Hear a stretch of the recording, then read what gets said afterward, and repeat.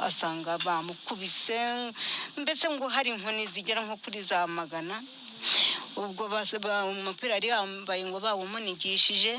Bavandimwe mudukurikiye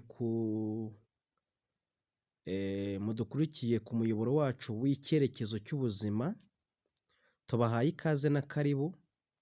Uyu munsi tuje kubabwira inkuru y'akababaro, inkuru y'incamugongo, inkuru ibabaje cyane.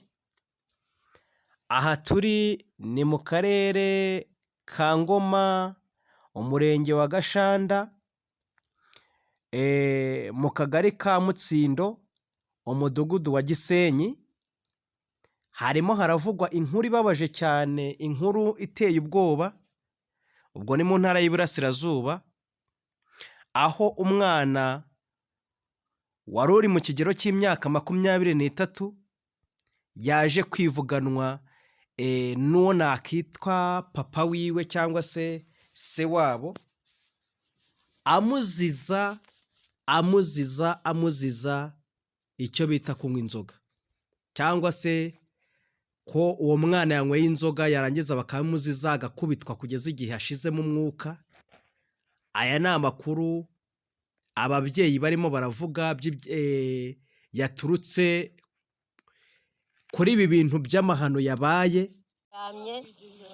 Hano gutya umutwe warebaga ruguru, haba abana bari yambaye ubusa hejuru, umupira usa nk'uko bawumunigishije. Ariko bamukubise rwose, izi nkoni zari ziruzi.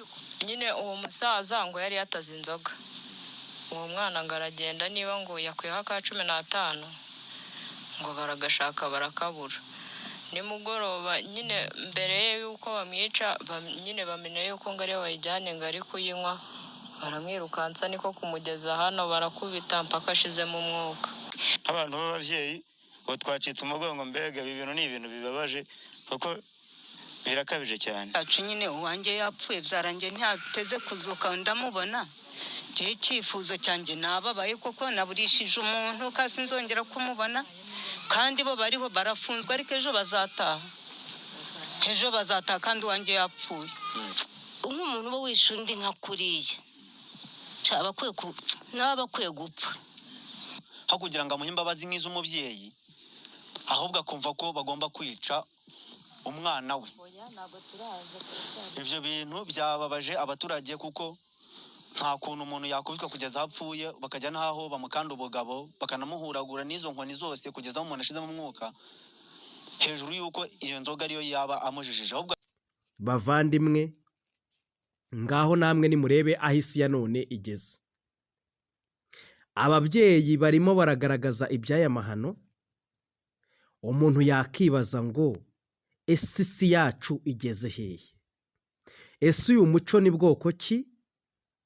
Abantu badukurikiye batubwira uko barimo barumva iby'iyi nkuru, gusa ni agahinda aho isi igeze ahantu habi. Hari abo twumva bamwe b'iburengerazuba twumva bakoze ibintu by'amahano, bakikata imyanya yabo y'ibanga, bakikata igitsina. Ibirimo birabaho muri iyi minsi ya none biteye agahinda. Reka nongere kubabwira ngo aya majwi murimo murumva ni ay'abatangabuhamya bamaze kubona iby'aya mahano. Reka mbabwire ngo nyamuneka, nimba navuga ngo abantu bafite imitima, sinzi ikibazo abantu bafite rwose. Ibi bintu ntabwo byumvikana kubona umubyeyi nubwo ari se wabo, bimeze nk'aho umubyeyi yaba yihekuye ku kigero kimeze gutya. Ni ukuri isi ya none irashaje, bimeze nabi. Ni ibimenyetso rero, abakunda gusoma Bibiliya, ni ibimenyetso simusiga bigaragaza ko iyi si yacu igiye gushyirwaho iherezo. Urukundo rw'ababyeyi ntirugihari, abana ntibakibasha kwihangana, ndetse aho bigeraho abantu batihanganira utuntu dutoya, kugeza aho umuntu yihekura ku kigero kimeze gutya. Rero reka nongere kubabwira ngo ibintu ni amahano, ariko abakoze aya makosa, yaba ari umugabo n'umugore, bose bamaze gutabwa muri yombi. niyo mpamvu navuga ati nyamuneka Uwiteka turengere kandi aduhe kugira imitima ifite ubwenge kandi tubashe kugira kwihangana ndetse tubashe kwihangana n'abanyangeso mbi kuko ibi bintu biteye akaga, ibi bintu birababaje. Uyu mwana rwose urumva ko yari ari mu myaka, yari umusore, ariko ngibi ibibaye kuri uyu mwana.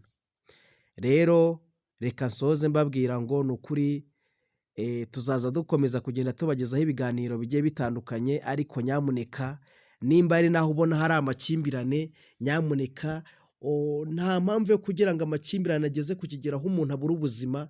Oya, ntabwo bikwiriye, ahubwo buri muntu wese abe ijisho rya mugenzi we kugira ngo ibi bintu by'amakimbirane bise nk'aho bicika. Umuntu yakibaza ngo sinzi ikirimo gutera ibi bintu, rwose urabona ko birababaje cyane. Murakoze cyane.